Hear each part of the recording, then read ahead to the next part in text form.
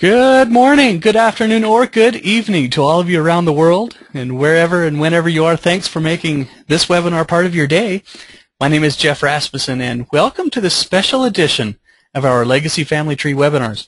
This is the fourth in our series of the Watch Geoff Live episodes, and I'm really excited for today's topic, adding a census record. Now, I have not practiced or made up any special examples for you today, and in fact, I've barely looked at these census records we're going to use today, and I've done that intentionally. I'd like for our session to be as real and unscripted as possible, with the hope of you picking up one or two ideas that you can apply to your own research. So in just a minute we'll get started, but when we conclude, I'll have some door prizes to give away and a special thank you gift for our live attendees. And I'll announce our upcoming webinars, and then hopefully we'll have time to continue with your questions. So I'm just going to get right into this. I love these live unscripted ones. But anyways, these are the steps that I usually take when working with a census record. First, since I want my genealogy to be more than mythology, we'll begin by getting the source clipboard set up so we can easily add our sources. Then we'll analyze any new information we find, and using the clipboard we'll then add the citation to that new information. And we're going to first use the 1920 census record of John Bowman's family that you should all probably have downloaded by now. If not, in your webinars control panel I've put a couple of links. One of the links there is for you to download and print the census records. And I've also got a link in there for the handouts, and I'll if you don't have that, I'll put that in just another minute. But anyways, I'm really excited about this because it looks like this John Bowman on this 1920 census record married into my Brown family that we've been looking at in the previous Watch Geoff Live webinars. And then when we're done with that, we'll take a look at a 1911 census record from England. Now, all along, remember that this is live, unscripted. So if you notice anything that I've overlooked, feel free to use your webinar's control panel to let me know. And since I'll be doing this live with my real family file, I'll be using the same techniques and shortcuts and analysis tools I would use any day. And I tell you this because I would say that this will best appeal to those with an intermediate to advanced level of expertise. However, if you're more of a beginner, please don't go away, because you'll learn about some of the things that Legacy can do for you, and you'll be able to use them when you're ready for them. So, adding information from a census record, it can be extremely simple, but since there's so much information that a census can tell you, I tend to get really in depth and try to scrape out every little tiny piece of information. And then I add it to Legacy in such a way that, excuse me, it makes the analysis of the new information easy. So although there are several steps to being completely thorough, I've written them all down for you in a one-page handout that you can print off and refer to if you'd like. So here's the really long link there on your screen. And for my live viewers, I'm going to paste that link into the chat area of your webinar's control panel. And I'll do that here in just a second. So you should all have that link there in your control panel now. And of course, since it's a PDF file, you need to have the Adobe Reader installed to be able to view that. But I think most of you already have that. And for those that are viewing the recording, you can just pause the video to write this down if you'd like. And so with that, I think we're ready to begin. Yes. So I'm going to switch over to Legacy. Here we go. And I'm also going to make sure that I've got our image on the screen ready to go. So I'm going to drag this over. See, I'm working with two monitors, and if you're only working with one monitor, you are missing out on on a lot of what you can do with your computer. But I'll work with this one monitor here tonight. Okay, so you should all have a census record that looks somewhat like this, and I'm going to zoom out just a bit so you can see the entire thing here on your screen. So we should all be working with this 1920 census record from Fairfield City, or Fairfield Township in Clay County, Nebraska. Now, although I'm going to be demonstrating these techniques with a U.S. Census, hopefully you'll pick up ideas that you can apply to really any kind of a census record. For example, a state census record or a census record from other countries as well. So with that, I'm going to go down to Mabel Brown, and I've bookmarked her here as she is one of the people in the census record that we're going to be working with. And I'm going to start out way back at the very beginning by clicking on the Research Guidance button here at the very top right. And as you probably know, when you're working with Research Guidance, when you go to the timeline, you just want to make sure that you've already typed in everything that you already know about this person. That way, when you get over to step number 3, the suggestions, Legacy is able to give you the best answers or the best suggestions. Now, one of these suggestions for this Mabel Brown is to look at the 1920 United States Federal Census, and it's giving me that suggestion based on my timeline. Okay. Now, Research Guidance for beginners, but it's also for the advanced researchers, just as a way of giving you a checklist to make sure that you're not overlooking something.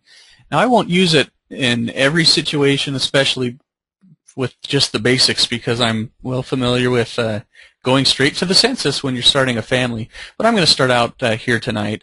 There's not a lot that we're going to do here. It's basically telling me look at this suggestion. There's a check mark in the online column suggesting that this can be found online. So when I go and click on the online button, it's giving me the different places online where I can access these. Up at Ancestry, this is where the subscription would be required. Up at Family Search, they're just posting these online for free now.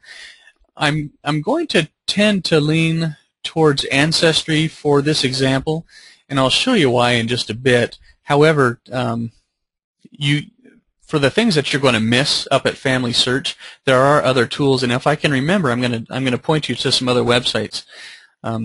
So let's just go up to Ancestry. Well, actually, before I do that, let me click on the Plan to Search button. And it's telling me where do I want to, or it's asking where do I want to do the search. Well, we'll just do it up at Ancestry, and I'll click on Select. And this suggested source has now been added to my to-do list. You see up here step 4, that's my to-do list, and if I click on it, it's showing me the list of those things that I've marked that I want to actually work on. Okay. So back on step 3, let's just click on the online button and go straight to the website. It should take me right there, and it actually has, but it's done it over onto my other monitors, so let me move that over here for all of you to be able to see. Okay, so here we are at the 1920 U.S. Federal Census database, and for what we're searching for, let me close out of this. I'm going to be doing a search for Mabel Brown. I'm hoping to enter enough information that we'll be able to find the same family that you've printed here for tonight. So let's. Now remember, this is live. This is not really scripted completely, of course. She was born about 1896. I'm going to be switching back and forth every now and then that you'll notice. And she lived in, I'm going to type in Fairfield, Clay County, Nebraska. I'm going to just give it that information and click on Search now. You don't want to fill in all the fields up front because you're going to limit yourself too much, I think. Okay. Oh, let's go back. I'm hoping to find her as Mabel Bowman. All right, let's do a search again. And is this the one that we're looking for, the John H? It looks like it. So let's go to View Record. And here's the information about it. And let's go to View Original Image, and we're almost to the point where I want to be.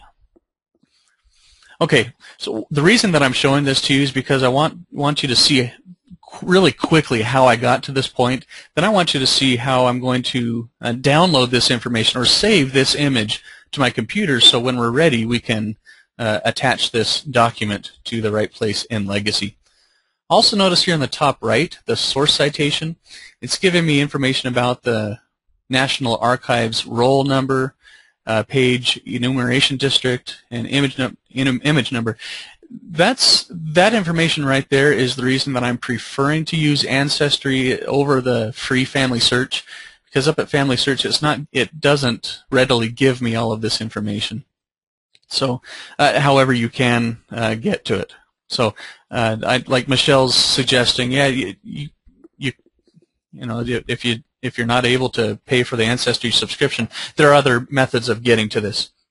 Okay, so we're at this point. I'm going to save this image to my computer, and you know, if you go up to the top right and click on Save, and then you go down to Save this image and click Continue, it's going to give you a message, and it tells you how to save a copy of this image to your computer.